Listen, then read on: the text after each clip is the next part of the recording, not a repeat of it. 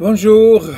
Alors, là nous sommes, les pays ont commencé déjà à déconfiner leur population et, euh, et c'est le moment maintenant de savoir exactement qu'est-ce qu'on voudrait faire avec notre vie après toute cette expérience de confinement qui était associée à, à plusieurs,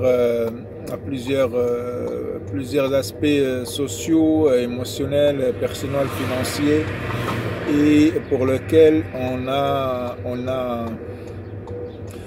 a essayé chacun et chacune de le gérer de la meilleure façon. Alors maintenant, la question qui se pose, c'est que qu'est-ce qu'il faut faire maintenant? Qu'est-ce qu'il faut faire? Ça se pose trois questions à mon sens. Qu'est-ce que nous avons tiré comme leçon de ce qui s'est passé? Comment nous avons pu planifier, en profiter pour planifier et peut-être revisiter sa vision de choses, sa vision de la vie, sa vision de comment on voudrait continuer dans le futur, en tant qu'individu je parle.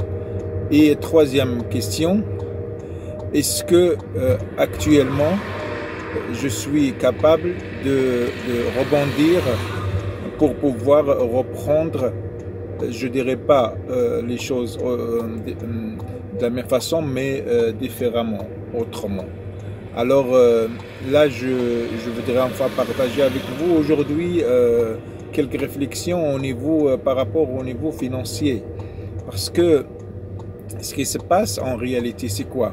C'est que cette crise, enfin, de santé, a impliqué plusieurs mesures, comme vous le savez, de confinement, et tout cela a affecté, a eu un impact très compliqué, très différent aussi d'un pays à un autre, mais d'une personne à une autre, sur l'économie. Et du coup, il y a des personnes, peut-être vous en faites partie, qui ont perdu leur source de revenus. Nous avons au moins vu diminuer nos revenus. Et la question qui se pose maintenant, c'est comment on pourrait tirer profit de cela. Je voudrais enfin partager avec vous quatre mesures qu'il faudrait prendre en considération actuellement. Ce sont des mesures en réalité qui portent sur effectivement la partie financière. On sait très bien que les personnes qui ont perdu par exemple leur revenu suite à une perte d'emploi ou à une fermeture d'entreprise, de leurs entreprises, ils ont perdu une grande partie de revenus et ils sont peut-être trouvés dans des situations très difficiles. Et ça nous interpelle pour voir qu'est-ce qu'il a fait quand ils se sont trouvés dans cette situation de vulnérabilité financière. Je crois qu'il y a quatre aspects importants à développer comme habitude en tant qu'éducation financière, en tant que comportement financier, pour vraiment, dans le futur, pouvoir ne pas se trouver dans la même situation. Il faudrait, si on veut des résultats différents, il faudrait arrêter de faire la même chose. D'accord, ça je crois que c'est important, tout le monde le sait, et c'est une réalité, c'est une vérité. Faites différemment pour avoir des résultats différents. Alors sachez quels sont les résultats que vous voulez, au niveau financier par exemple, et faites-le différemment. Je crois que c'est très important d'essayer de le faire de cette façon. Maintenant, la question que je voudrais vous poser, c'est que qu'est-ce que vous allez faire? Posez-vous cette question. Qu'est-ce que je vais faire? Je crois qu'il y a quatre mesures qu'il faudrait prendre. Et ces mesures peuvent enfin être en étapes successives, mais aussi ils peuvent être aussi en parallèle, simultanées. Mais c'est important de commencer à adopter ce type de comportement, ce type d'habitude, pour pouvoir effectivement pour pouvoir éviter de tomber dans des situations de crise. Je m'adresse spécifiquement et spécialement avec toute l'empathie que j'ai pour les personnes qui sont trouvées dans des situations de crise et de vulnérabilité financière. Alors, la première chose qu'il faudrait faire, c'est d'abord s'assurer, quand vous avez des revenus, s'assurer que ce que vous dépensez est moins que ce que vous gagnez comme argent. Ça, c'est très important, c'est une règle basique. Vous ne pouvez pas dépenser plus que ce que vous gagnez, parce que vous serez endetté et vous serez dans des situations carrément vulnérables financièrement. Alors ça, c'est la première chose. Maintenant, si vous dépensez moins que ce que vous gagnez, sûrement vous aurez de l'argent, d'accord. Il y aura enfin une différence entre les dépenses et les revenus, et ça vous permettra peut-être enfin d'avoir une sorte de solde, si vous voulez, un reliquat qui reste. Qu'est-ce que vous faites avec ce reliquat? Deuxième étape, c'est d'épargner ça. Cet argent, vous l'épargnez dans vous pouvez ouvrir des comptes bancaires, mais aussi d'épargne, mais aussi vous pouvez aussi épargner chez vous. Il y a des façons aussi de faire que je ne vais pas vraiment étaler maintenant, mais il faut épargner cette différence. Ça veut dire considérer comme ça cet argent comme perdu et vous l'épargnez comme ça, avec le temps, vous allez voir que ça va commencer, votre épargne commence à se cumuler, à augmenter de plus en plus. Et une fois que vous avez fait cela, qu'est-ce qu'il faut faire maintenant? Troisième étape, il faut chercher à investir cette épargne. Investissez-vous. Même si vous êtes des salariés, vous pouvez aussi avoir des sources de revenus différentes, c'est-à-dire multiples.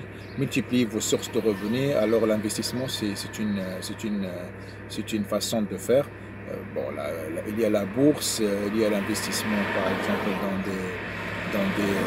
si vous travaillez pour une entreprise, tout ce qui est participation aux bénéfices de l'entreprise, c'est possible aussi. Il faudrait voir en fonction de votre pays et de la réglementation qui organise tout cela. Utiliser cet argent pour, par exemple, contribuer à des transactions commerciales. Et je ne veux pas entrer dans ce détail, c'est quelque chose qui demande de temps, mais déjà investissez-vous.